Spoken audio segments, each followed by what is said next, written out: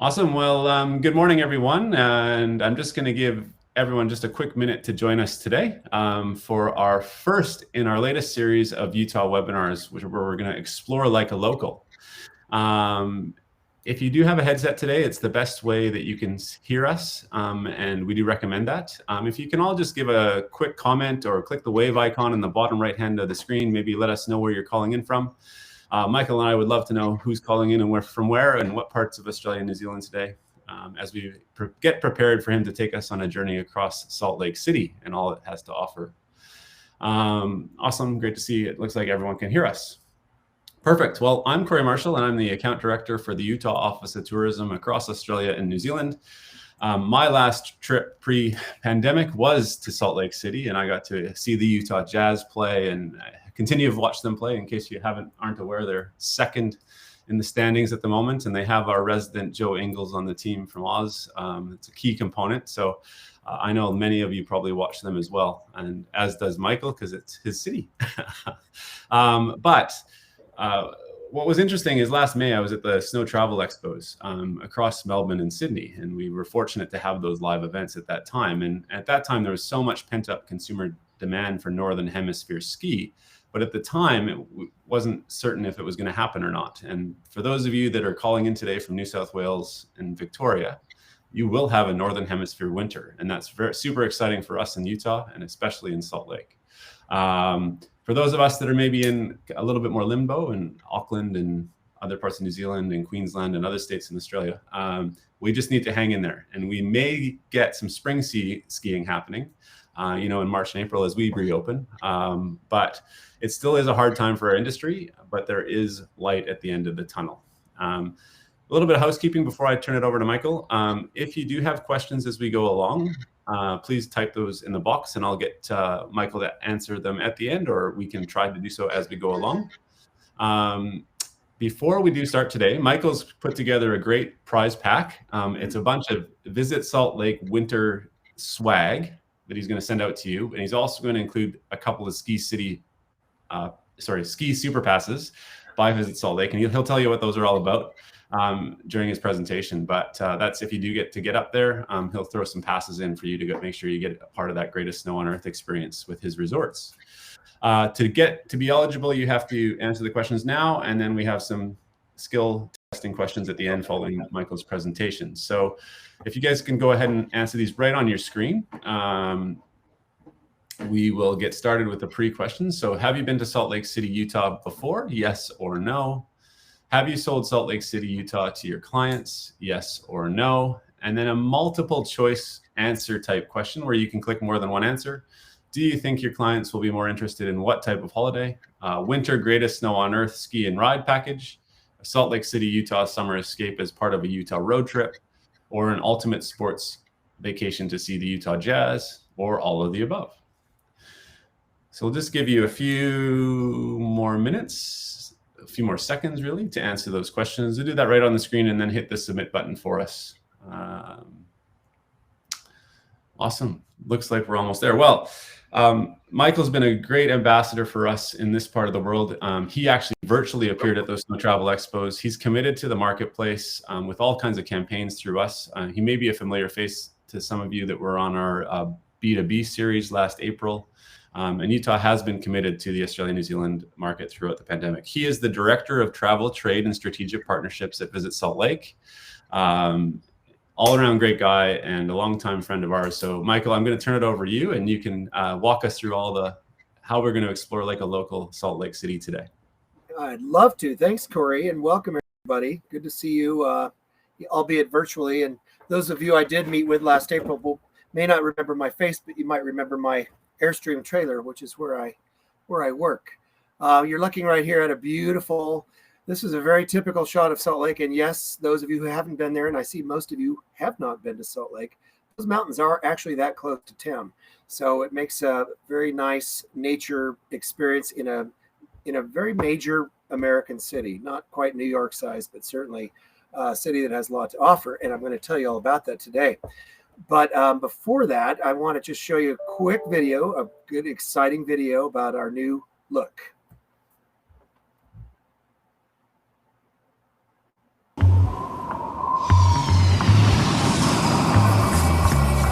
Just west of Conventional and down Highway 89, you'll arrive at a place one guidebooks can't explain and locals struggle to describe. A little bit wild, a little bit refined, a little bit hallowed ground, a lot bit breaking new ground, where the cheers for Olympians echo through the valley, and areas of worship take form as majestic buildings and mountains alike, where proudly peculiar people lead with their hearts to invent a better way.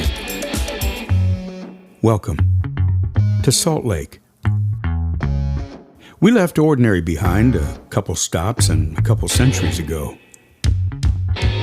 This is where traditional outlooks mingle with progressive ideals, and tech startups flourish alongside natural vistas of snow-capped winters rivaled by sunny, trail-bound summers.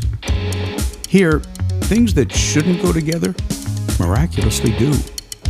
Because when you take the training wheels off, you'll see life can be improved without labels, boxes, or boundaries. And just west of Convention, you'll find yourself right where you belong.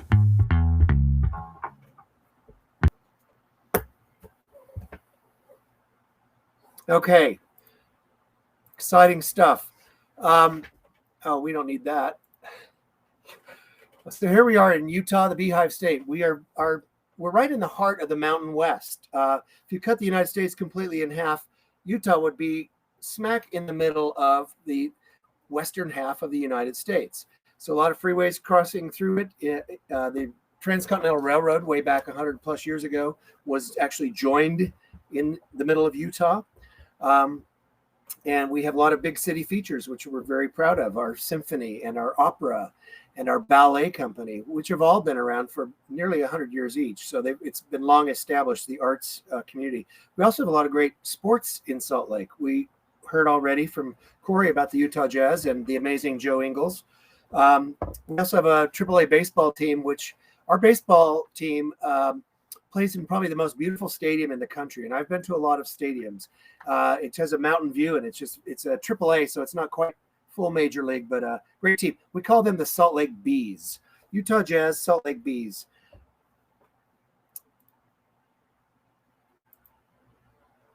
Whoops, I'm skipping. Okay, we did Salt Lake. There's some shots of downtown. As I said, it's very easy to get around downtown. We have a light rail system, as you see in one of those pictures.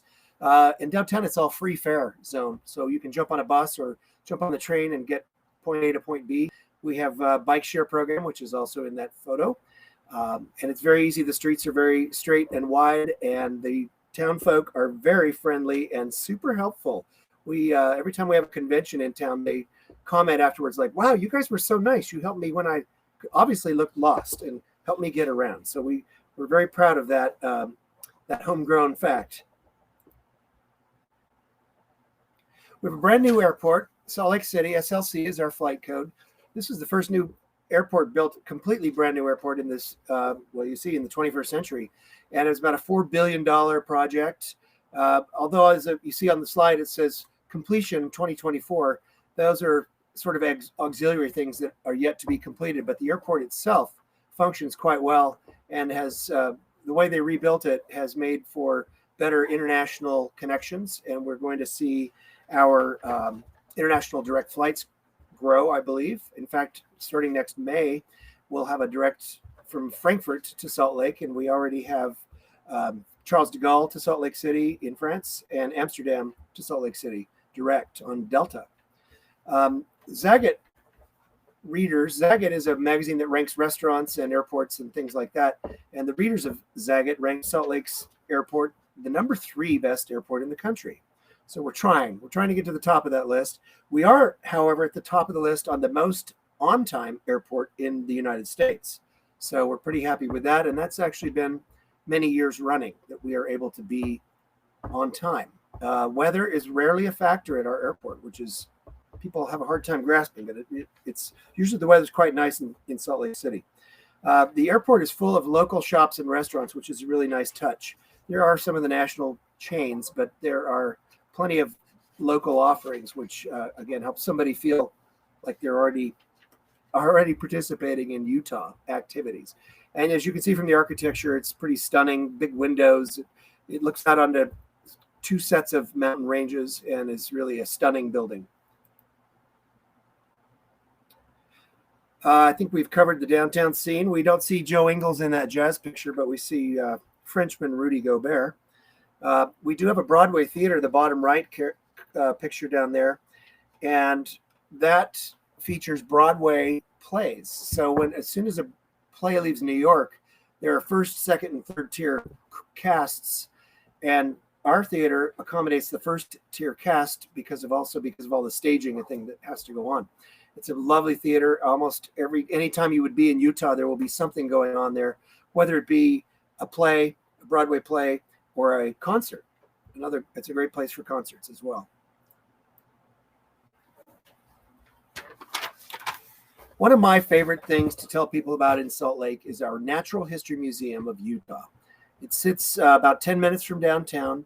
It's a really great way for somebody to get a large picture of Utah in a short amount of time, 2 to 3 hours, and someone comes out of there not feeling overwhelmed, but certainly having a good idea of three major components of our state. Those three major components are, as you can see on the left, Native America, and it's from prehistoric tribes to current tribes, of which we have 6. And then in the middle, you see the paleontology, and there's actually a working dinosaur lab that people can, for an extra fee, go inside and participate with the paleontologists in preparing specimens. They have, very back of that picture, it's kind of hard to see, but there's the largest collection of different Triceratops skulls in the world. Most of these, if not all of these, have been found in Utah. It's just historically a place where they ended up. And then there's also a level of the museum that talks about the ancient Lake Bonneville, which is today's Great Salt Lake. But in ancient times, it used to cover most of the Great Basin area, including parts of Nevada and Idaho and most of Utah. So it was a massive, massive lake. And there's a whole story about that, including current up-to-date what's going on at the Great Salt Lake today. And that building, you see, is pretty stunning. It has a rooftop access, so you can go out and really see the whole valley, and it's quite incredible up there on top. And that, again, is weather permitting, but almost every day there, it's weather permitting. Another important tourism feature of Salt Lake is Temple Square. It's, of course, home to where the Mormon Church is established. The Mormons were some of the early colonizers of Utah, and the Mormon Tabernacle Choir is housed there, and they perform every week for free.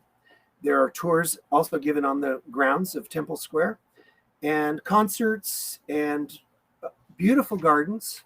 And at Christmas time, the Christmas holiday, there's millions of Christmas lights. It's a fantastic wonderland to go to see. So hopefully, maybe some of you who are able to get out and go to your North American ski holiday will get to see some of the lights on Temple Square. Now, Mormons and the state of Utah kind of have a reputation for being conservative, and some of that is true. But one thing that is a fact that surprises a lot of people is how LGBTQ friendly Salt Lake and Utah are. In fact, Salt Lake a couple of years ago was named by one of the major gay magazines as the most gay friendly city in America. And I think that stunned a lot of people. But there's a large population of LGBTQ, but there's also a very larger accepting population. People have come to Utah and Salt Lake from everywhere in the world, and it's a very embracing, welcoming kind of place. We have a large Pride Festival every year, one of the largest in the country. We have there's an athletic association. It's a gay softball tournament that we're hosting next year in Salt Lake City, which is a real feather in our cap. And every year in January during the Sundance Film Festival, we have what's called the Queer Lounge, where performers and musicians and LGBTQ filmmakers come and interact and entertain for sure. It's a fun time. Now, on to the food scene. We are very proud of our local restaurants. Almost everything is a one or two, not a franchise, just not a chain, but a lot of local restaurants, local versions of things. Farm to table is kind of the concept there. Utah is a major agricultural state, and it's really the trend now in our restaurants to come up with fresh local ingredients. We have a big food truck scene as well in the city, probably, I think, at least 50 food trucks that are all around. And we have a year-round farmers market that's held every Saturday. And that's where a lot of the restaurants get their sources. And the nice thing about the dining scene in Salt Lake and in Utah really is it's reasonable. People are kind of amazed at the kind of food and beverage they get for the price that it's charged at. Now, I mentioned Utah being a conservative state, and that the Mormons were the first to colonize it or to move out there. The Mormons were also the first to brew beer in Utah and the first to distill whiskey in Utah. In fact, they had a whiskey. The first whiskey ever made in Utah was called a Valley Tan. And there's actually a company in Park City today that still makes the Valley Tan. It's made of a combination of wheat and oats. And that's kind of unusual, especially the oats for a whiskey. We have dozens of micro distilleries these days, and we have more than dozens of micro breweries and a real strong craft cocktail scene. One of the fun products I get to promote is that Visit Salt Lake has created a brewery pass, and it's for one day, a 24-hour period, for $20. A person could buy that pass and go to one or all of 14 microbreweries and get a glass of beer, or $5 in food, or $5 in merchandise. And I know it's physically possible to do this. I haven't done it yet, but I intend to, as soon as I figure out the best route and who's going to drive me on it. But we do actually have some tours that take people from microbrewery to microbrewery. But the Brewery Pass has been very successful, not just for tourists, but also for locals. And I heard that people in your part of the world like a beer sometimes, so come and try that out. Speaking of passes, we have another pass we call the Connect Pass, and this is for some of our activities and attractions.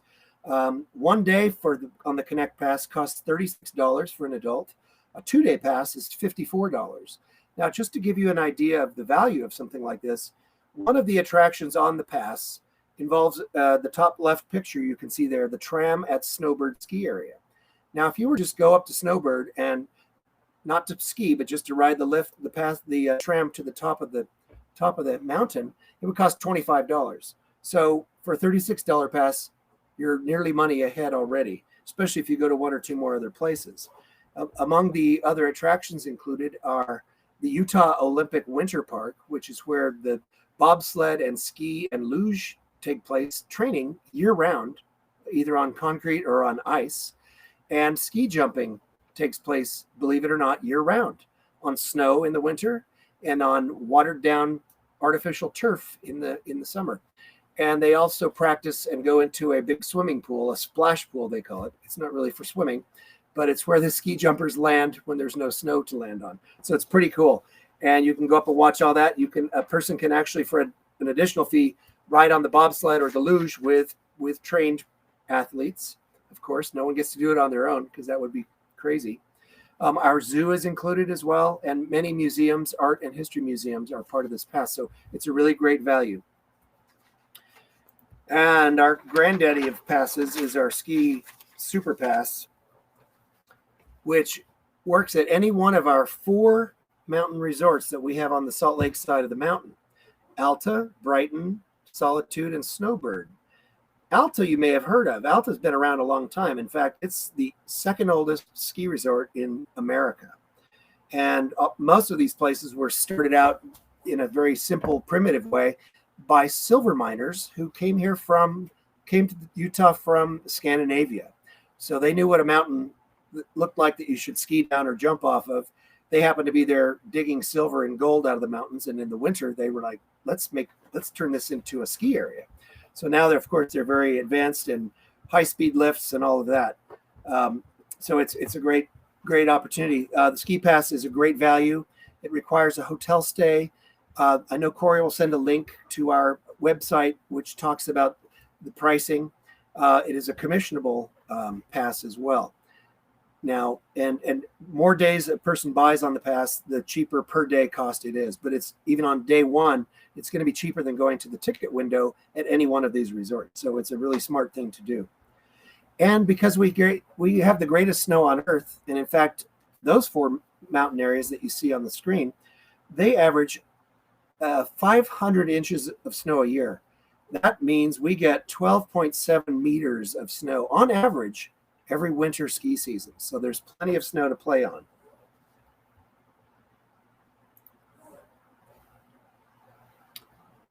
Nearby, we get asked about this a lot, the Bonneville Salt Flats.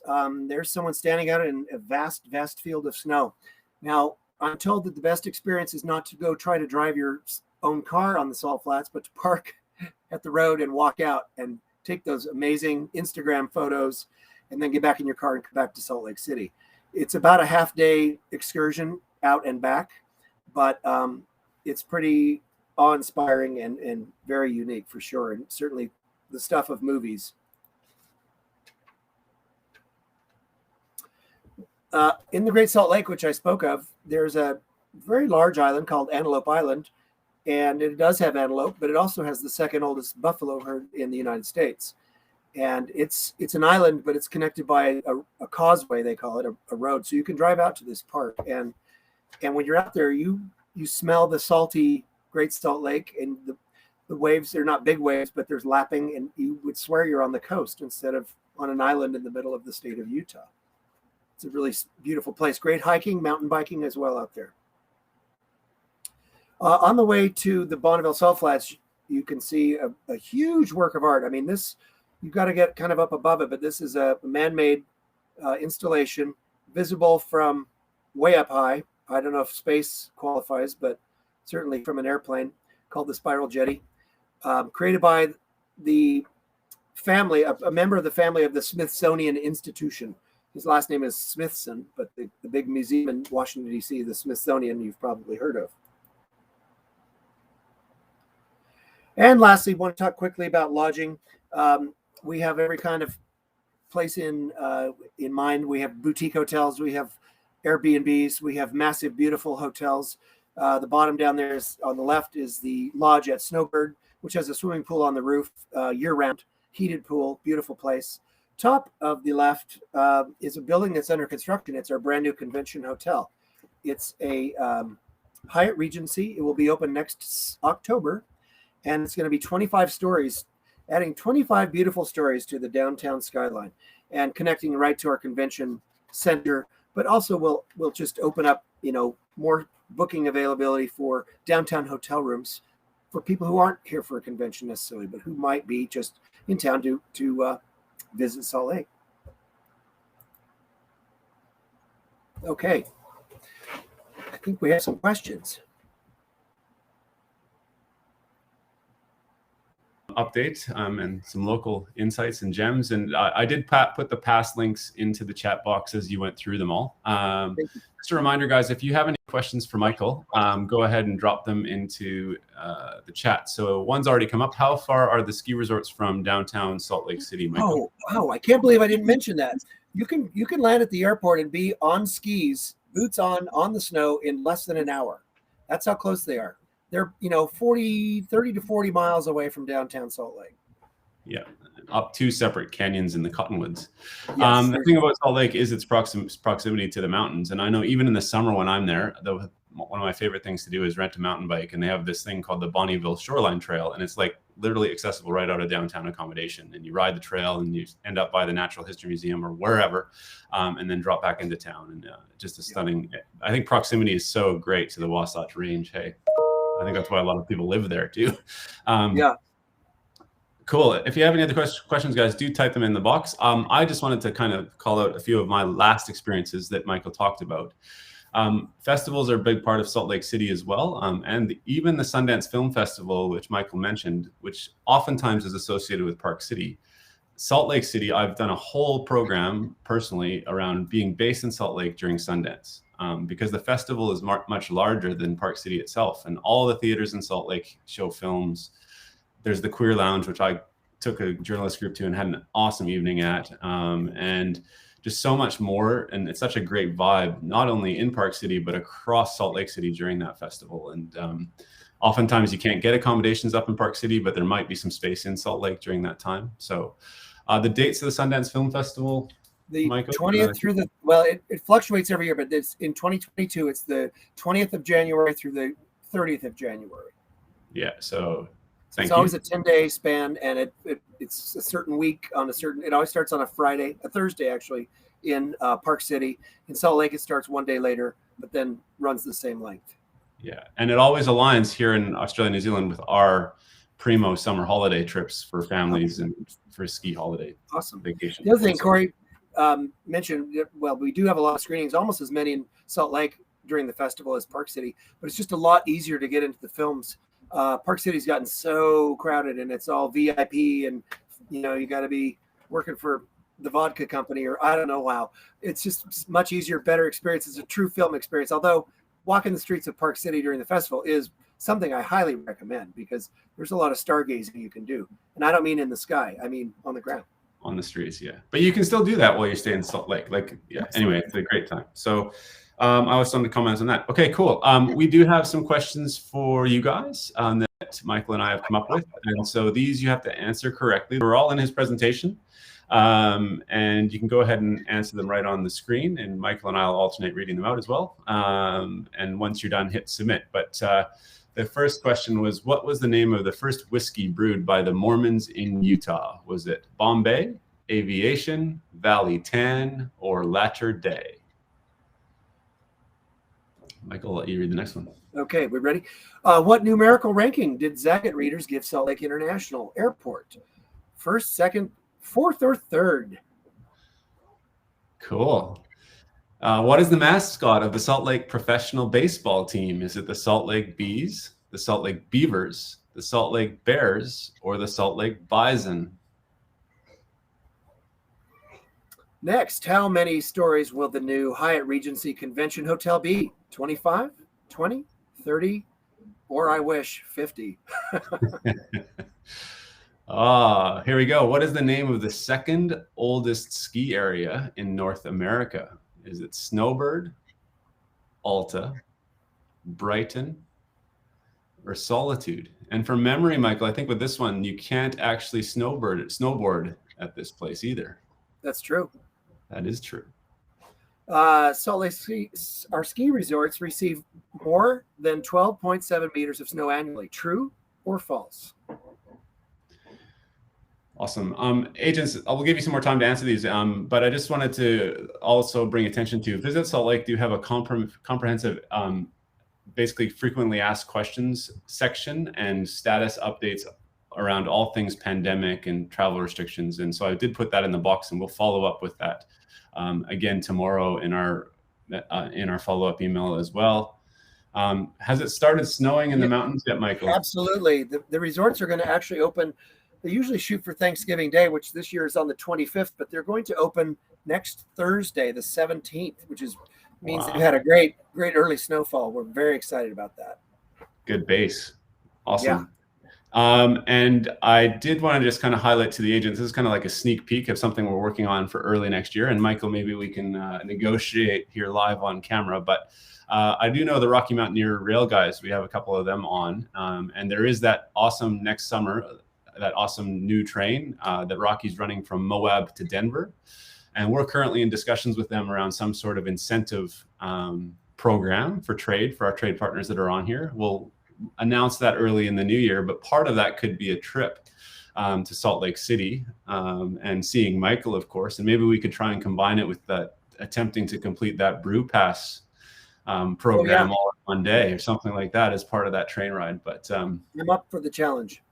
You're up for it. I think some of us would be up for it as well if we can get on that trip and then finish, of course, with that iconic rail route. Because Salt Lake City and working with Delta Airlines obviously is a great hub for us. Millie says it sounds amazing. She's from Rocky. I think she's committing. So stay tuned, agents. Early next year, we're working on something with Rocky, and we will come out with that. And Michael, this is your first notification of this as well, but it will come to you as well because we'd love Salt Lake to be involved. Yeah. Awesome. Cool. Well, I think that is enough time for the questions. Nothing like being on the spot. Love it. Okay, cool. Well, thanks to Michael for his version today of Travel Like and Explore Like a Local and all of his insider tips on Salt Lake City. Just as a reminder, on the 24th of November will be our next webinar in this Utah series, and we're going to focus that one on Kanab and Kane County, which is in southern Utah, part of that Red Rock. That region is famous for the Wave, Amangiri, Little Hollywood, Best Friends Animal Sanctuary, and so much more. So if you haven't signed up for that one as of yet, please go ahead and do so. We'll include the link to today's presentation so that you can share this with your colleagues and or if you want to rewatch it at any point tomorrow in a follow-up EDM. But before Michael and I completely sign off and say goodbye, which we're going to do shortly, we do want to leave you with one more sense of what winter feels like in the Northern Hemisphere out of Salt Lake City. Thanks, guys, and thanks, Michael.